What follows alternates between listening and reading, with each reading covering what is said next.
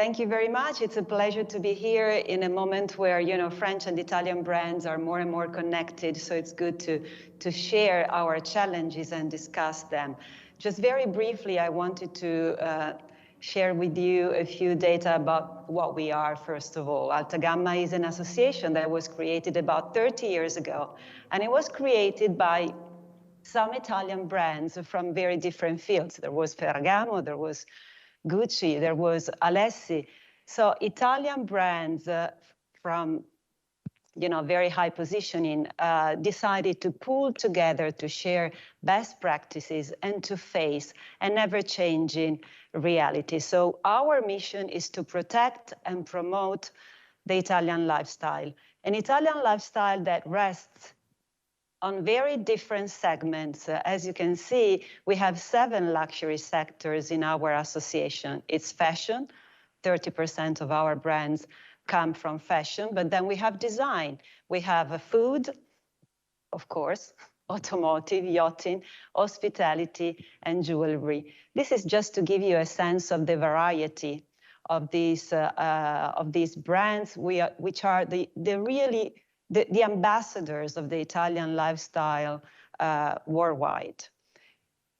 The ambassador of a sector which has a value internationally of about 1 trillion, and France and Italy are co-leaders of the luxury sectors.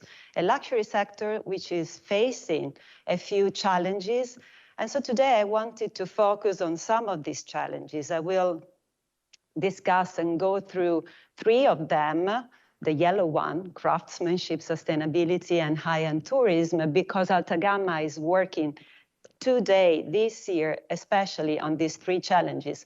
But as you can see, there are a number of challenges, and we selected 4 of them, which I believe are very much shared by the French brands too. Well, first of all, digitalization.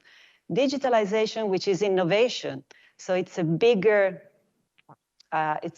concept than just digital. Of course, we have e-commerce, and we can say that post-COVID, the e-commerce reality has doubled the size. So it was 12%. It is now 24%, and it is estimated to go to 30% very soon. So it's a huge reality, but digitalization and innovation is not just that. It's not just e-commerce. It's communication, it's product production, and it's also the control of the supply chain with blockchain, not to mention artificial intelligence and the huge changes that we are facing, for example, in the e-mobility sector. I want to mention digitalization also in terms of the metaverse reality, the NFT, and all that is happening, referring to luxury brands, into this new area. A lot of fashion brands are facing, the non-fungible tokens reality, and they are already there, mostly the fashion brands. But this means that our reality is digital and substantial, and both of them are actually working together. So digitalization is one point, but also the young generation. 8 years ago, when I got into Alta Gamma, the consumer typically of a luxury brand was, not so young. It was mainly European or American. 8 years later, it's a very young consumer, very, very young, and 50% of these consumers are Asians or Chinese. So this has had a tremendous impact, a huge change. It was a revolution that is impacting the way we produce our luxury products, but also the way we communicate with our consumers. Younger consumers that will be responsible for 180% of the growth of the sector in the future. Consumers who are younger have different set of values.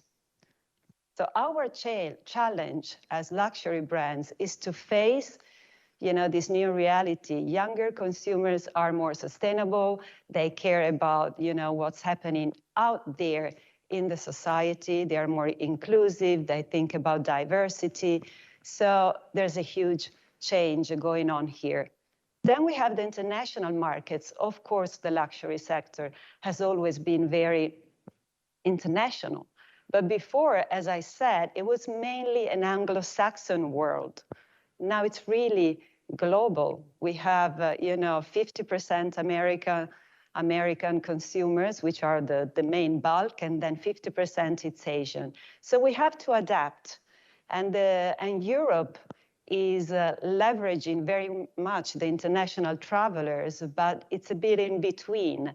These huge markets need to be addressed. So we need new talents, we need new strategies, we need really a more global approaches.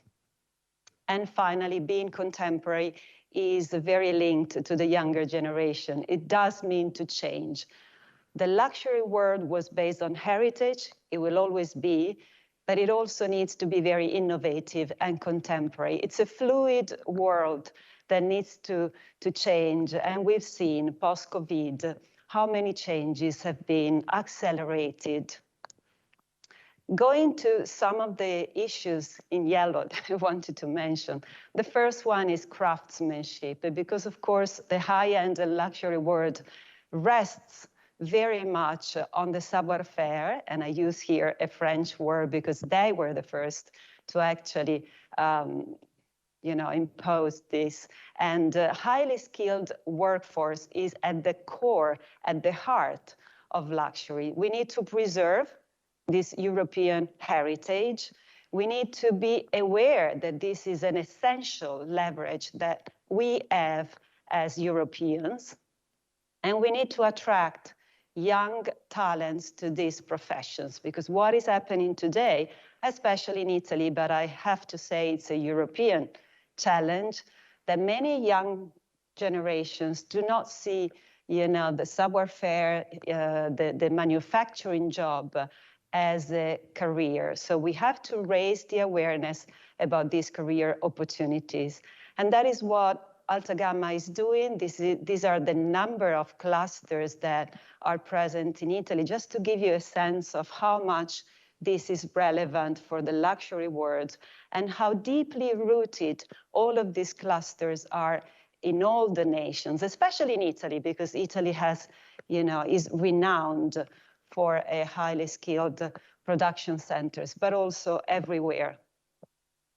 So what is happening, which is quite surprising, and we published a book in 2019 about this because it's really an emergence, is that only in Italy 236,000 persons are lacking in our workforce, which means that we really need to speed up and work on this.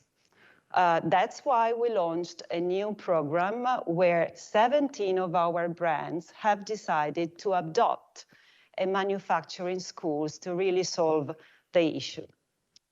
I have to rush to the conclusion, but I wanted to mention other 2 points. Sustainability is a key point. It will be for Benedicte Pinet, for Comité Colbert, for all of our brands. So I'm not going to go deeper into that, but we are launching our charts of values, which will be based on specific KPIs about sustainability. And finally, high-end tourism. Post-COVID, we have all experienced how much tourism is an essential leverage for the luxury world. 60% of the luxury purchases are made by international travelers. So when everything stopped, we have understood how important it is to really promote high-end tourism. Just one data to close up. In Italy, tourism is 13% of the GDP. High-end tourism is just 3%, but one high-end consumer has an impact of 25% on the territory, a spillover effect, which is huge. And usually the luxury travelers spend 9 times more than the usual traveler. So we all have to push for Europe also to have a strategy to really focus on high-end tourism to support the luxury sector, both in France, in Italy, and in all the European countries as a common strategy. I think my time is up. Thank you very much and have a good day.